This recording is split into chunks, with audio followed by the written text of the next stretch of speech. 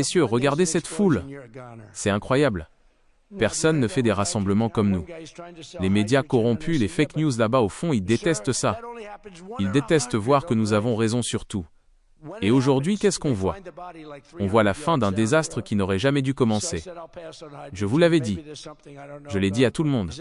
Si j'avais été dans le bureau ovale, là où je suis de retour maintenant, et on va faire un travail fantastique, croyez-moi, cette tragédie ne serait jamais arrivée. Mais parlons de notre ami, le plus grand commercial de la Terre, Volodymyr Zelensky. Est-ce qu'il est encore président? On ne sait même plus. Le rideau est tombé. La pièce est finie. Vous savez, je l'ai toujours trouvé fascinant. Ce gars arrive à Washington, il porte un t-shirt vert, il n'a pas de costume. Moi j'ai des costumes magnifiques, les meilleurs tissus, mais lui il vient en tenue de camping pour demander 100 milliards de dollars. Et le pire c'est qu'il les obtenait. Biden lui donnait tout. C'était comme un distributeur automatique qui ne s'arrêtait jamais. Oh, vous voulez des tanks? Tenez. Vous voulez des missiles? Bien sûr.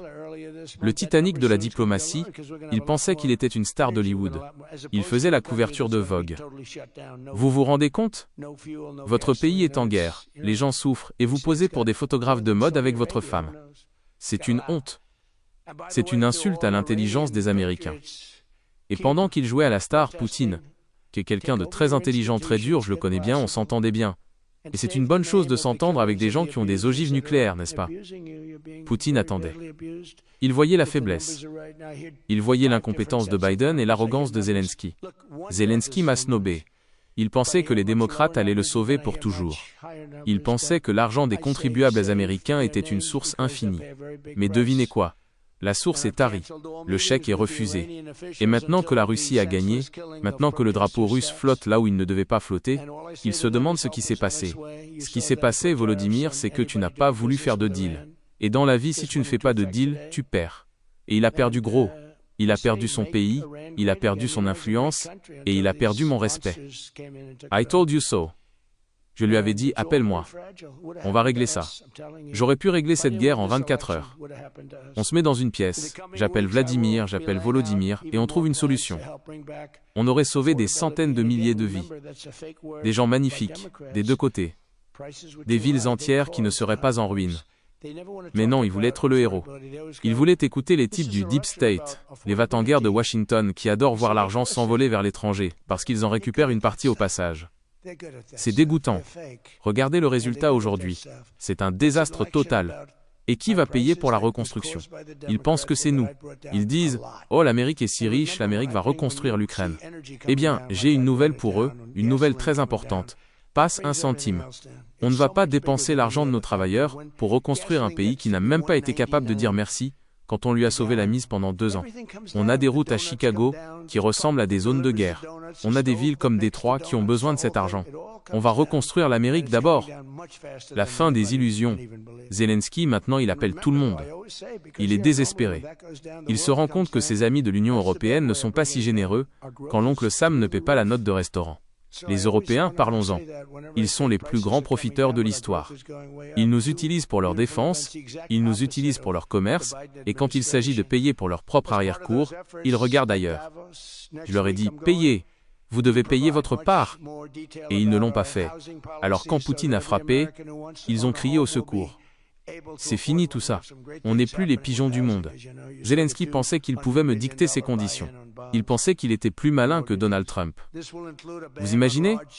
C'est comme un joueur de ligue mineure qui essaye de donner des leçons à Babe Ruth. Ça ne marche pas. Il a été mal conseillé. Il a été utilisé par l'administration Biden pour masquer leurs propres échecs, pour masquer les affaires de Hunter Biden. On n'en parle pas assez de ça, hein. L'ordinateur de l'enfer. Tout est lié. Tout est une gigantesque arnaque, et Zelensky était l'acteur principal. Mais le film est un flop. C'est un désastre au box-office. Le nouveau monde, maintenant on va s'occuper des vrais problèmes. On va fermer cette frontière. On va forer, chérie, forer. Drill, baby, drill. On va faire baisser les prix de l'énergie. On va rendre l'Amérique tellement riche et puissante que personne n'osera plus jamais nous tester. Et quant à Zelensky, j'espère qu'il a mis un peu d'argent de côté sur les milliards qu'on lui a envoyés, parce que le show est terminé. On va faire un deal avec la Russie qui soit bon pour l'Amérique, un deal qui apporte la stabilité. On ne veut plus de guerre sans fin. On ne veut plus de dirigeants étrangers qui viennent nous faire la leçon alors qu'ils ne peuvent même pas tenir leurs propres frontières. On veut du respect. Et avec moi, vous avez le respect. Le monde entier nous respectait il y a 4 ans, et ils vont nous respecter à nouveau, plus que jamais. Parce qu'ils savent que je ne plaisante pas. Regardez ce qui se passe quand on laisse des amateurs diriger le monde. On obtient des guerres, on obtient de l'inflation, on obtient le chaos. Zelensky est le symbole de ce chaos. Un homme qui a cru qu'il était plus grand que la réalité. Aujourd'hui, la réalité l'a rattrapé. Et la réalité, c'est que Donald Trump est de retour, et que l'Amérique va recommencer à gagner, gagner, gagner, gagner. On va gagner tellement que vous allez en avoir marre de gagner. Vous savez, j'ai vu des photos de lui récemment. Il a l'air très fatigué, très triste. C'est dommage. Il aurait dû m'écouter. S'il m'avait écouté, il serait encore dans son palais à Kiev, avec toutes ses frontières intactes. Mais il a voulu jouer au plus fin. Il a voulu jouer avec les démocrates radicaux.